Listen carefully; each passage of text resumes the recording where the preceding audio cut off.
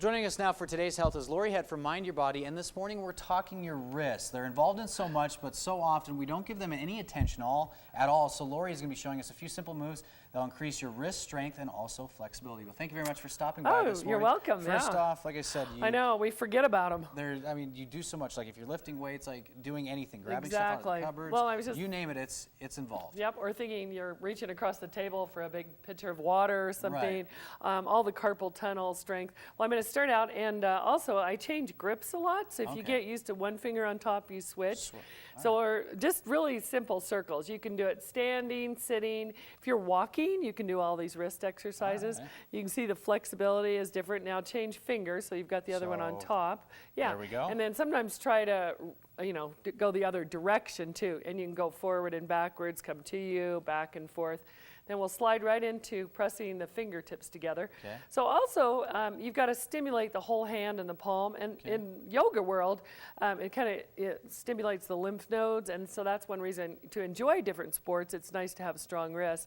And I can really tell a difference. I've been doing quite a bit of wrist exercises. Then we'll move, and flat hands you're going to press. So flat hand. And you really want to extend through the arm. You should feel it pull Yep, through all here. through the forearm, even maybe it'll eliminate tennis elbow. That would be a nice one. And then switch, and you put your thumb right under the wrist, and then gently press down. You don't want to hurt yourself, but it's a nice way to say uncle.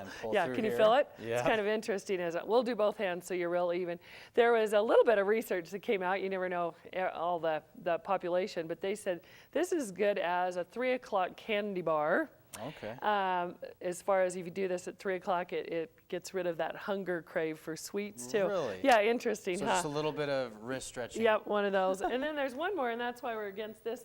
And you can use the floor. I'm using a wall today. So gently press so the palm is actually facing you. We'll try this here. Yep, turn there. Like that? So you get a little, get a little more tension. And then you can also press this way. So people aren't used to doing that. You can stretch away from it too, so you get right into the bicep.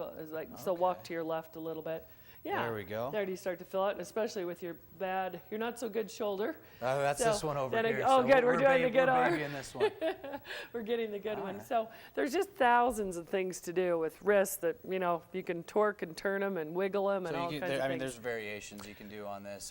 Yes, and especially if you're just sitting or in a car, if you're at a red light, stoplight, do this. If you're walking and you want to do a little quick warm-up, you can be doing the wrist. And it does matter. So then when you do have pressure on them, you pick up groceries, anything, like you said, then you've got that strength going. So mention time commitment real quick. How long should people be working out on their wrists? Well, hopefully maybe even a minute before they work out, especially like on a bike ride. Think how much pressure going down on the wrist. Yeah. So if they're strengthening that, they'll last a lot longer. So, it doesn't take much time. All right. Yeah. Well, thank you very much for You're stopping by welcome. this